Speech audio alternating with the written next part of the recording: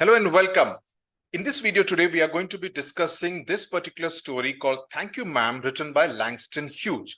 Now, this is a story that deals with the themes of kindness, with the themes of empathy, more importantly, with the theme of giving someone a second chance that would reform the person. Which means that there is this famous quote, no, that don't worry too much about life. Don't be a prisoner of the past, because it was meant to be a lesson. It was not meant to be a life sentence. So if someone makes a mistake, if someone commits a mistake, you immediately think of nothing else but punishing the person. Then you are not giving that person a second chance to regret and to correct himself. Whereas if you give the person a second chance, there is a possibility that he would try to do things differently. He would not make the same mistake. Okay, so that is what I mean by second chance. Then another important theme of this particular story is that of honesty, of morality. There's also the theme of trust, the theme of self-dignity, the theme of self-respect, and of course that of gratitude coming from generosity. Someone is generous towards you, someone does you a good turn, you are grateful to that person for that little role that person may have played in your life at some point of time or the other. So here you essentially have two characters in this particular story. Okay, one is the lady called Lula Jones, the other is a boy called Roger. Okay, and it is basically about how an act of kindness and showing empathy can actually do a lot of good to someone who is perhaps till then not really on the right path. Okay, so let's go through the story. It's a fairly simple story, but with a lot of very exquisite kind of layering, which I will keep explaining as we go along. Okay, she was a large woman with a large purse. Now you see the emphasis on the physical attributes of the lady that had everything in it but hammer and nails. So the author is saying that is describing her physical attributes. He's also telling us that she was carrying a large purse which had everything in it except hammer and nails. Now, hammer and nails you would associate with some kind of, let's say, violence, right? Or something which is a little rough, which is a little harsh. So by telling us that she did not have hammer and nails in her large bag, but had almost everything else, he is giving you a hint that this lady is actually a nice person. Okay, so that's the first kind of a hint that is being given as far as her personality is concerned. 1 minute.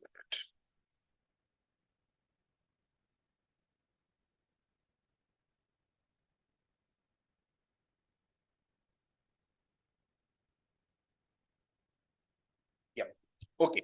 So then it says it had a long strap. So it's with a very detailed kind of a description, and she carried it slung around her shoulder like this.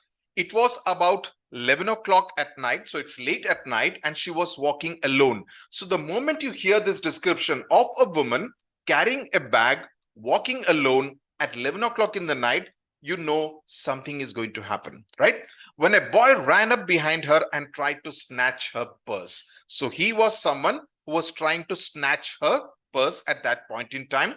It was a lonely street with no one else around. The strap broke. It was a long strap. The strap broke because of the action, because of the pressure put by the boy. With the single tug, tug means kinchna, to pull. The boy gave it from behind. So he has come and tried to take her by surprise by snatching the purse. But the boy's weight and the weight of the purse combined caused him to lose his balance. So instead of taking off full blast as he had hoped, so he thought he will snatch the purse and just run full blast. But instead of that, because he was not a very heavy built kind of a boy, he was a frail boy, as we will realize a little later. He tumbled, he fumbled and tumbled and fell down. Okay, The boy fell on his back on the sidewalk and his legs flew up, that is, legs up. The last woman simply turned around and kicked him right square in his blue jeaned sitter, sitter referring to his backside. And this is a slang kind of a term. So she fell down and she gave him one kick.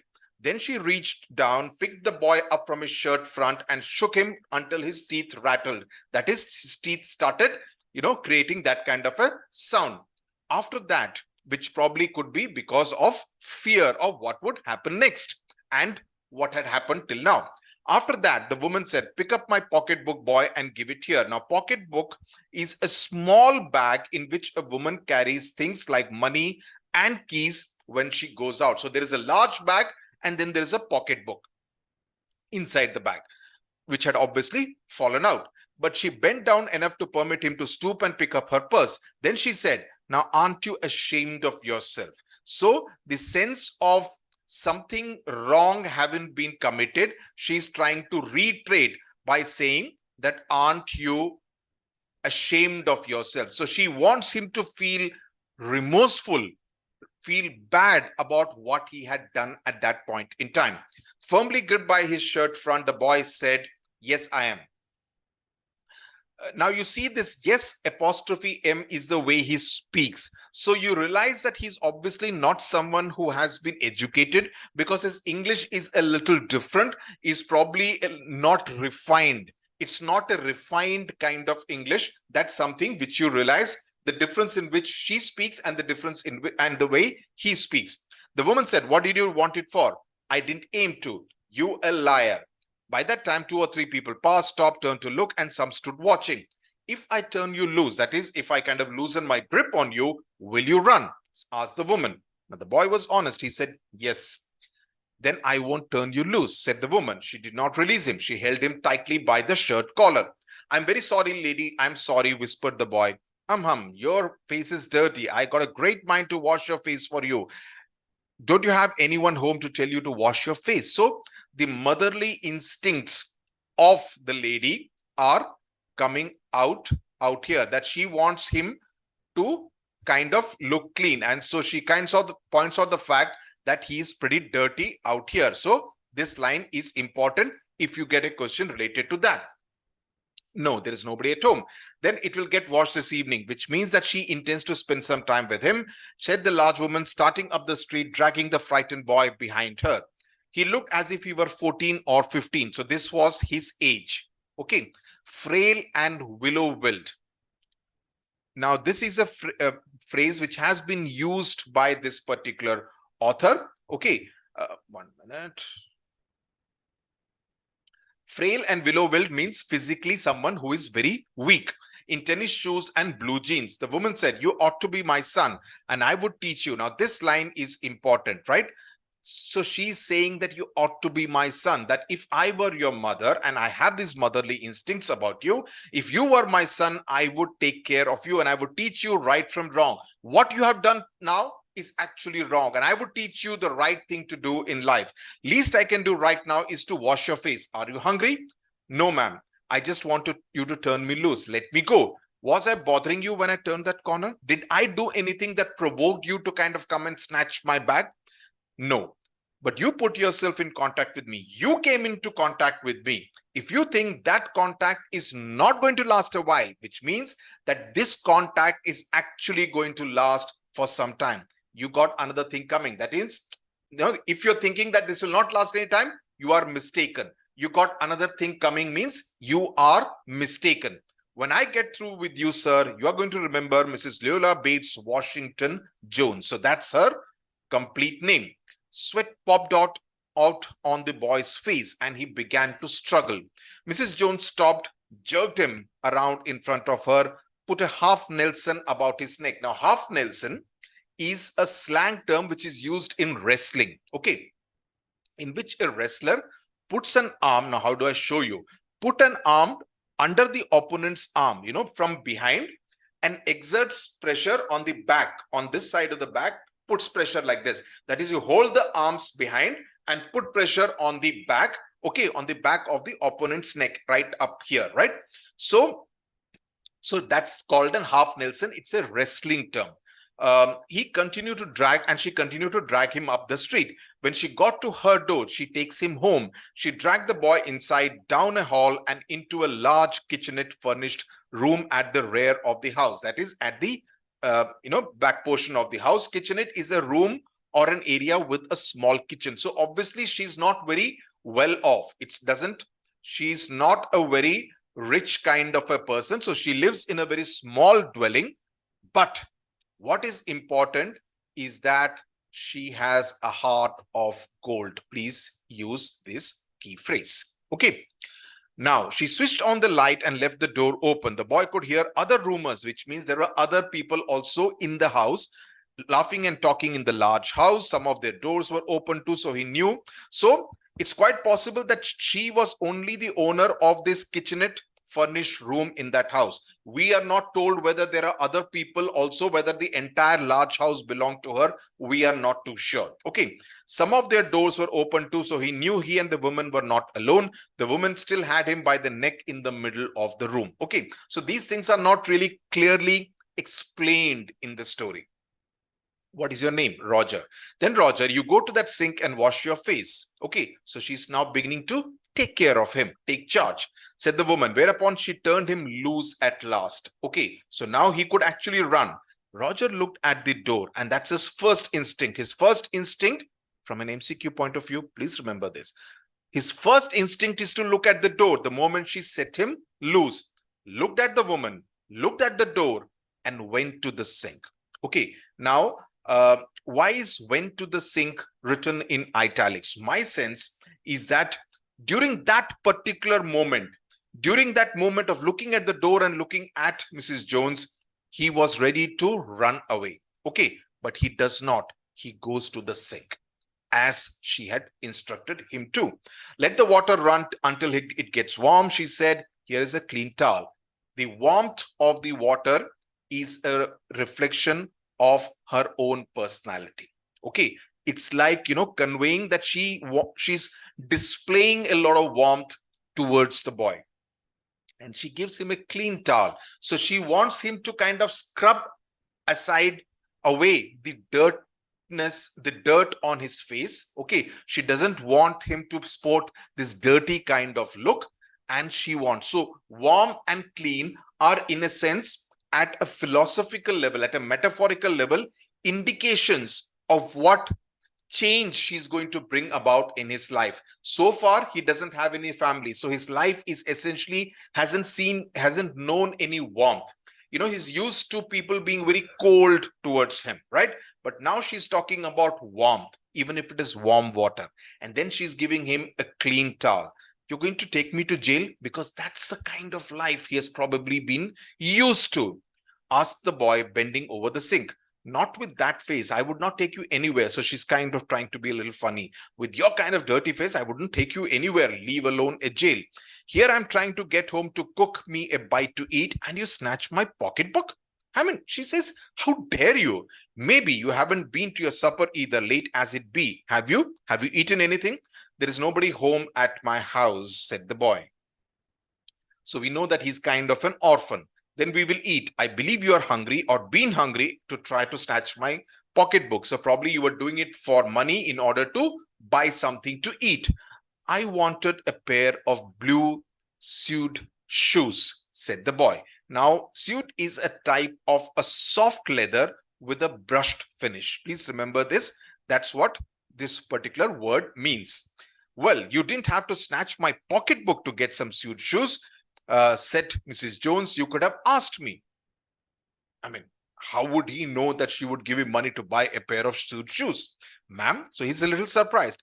The water dripping from his face, the boy looked at her. There was a long pause, a very long pause.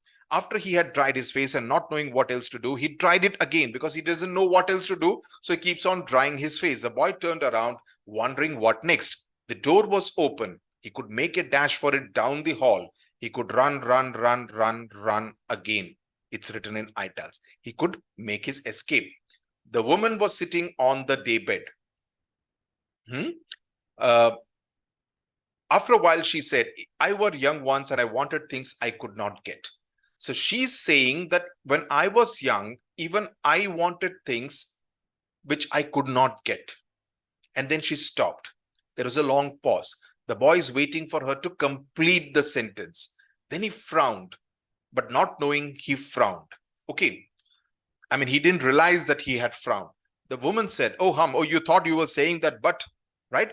You thought I was going to say, but I did not snatch people's notebooks? Well, I was not going to say that." There was another pause, long silence. She says, "I have done things too," which means that I have also. What is she trying to refer to? She's saying that I have also committed mistakes.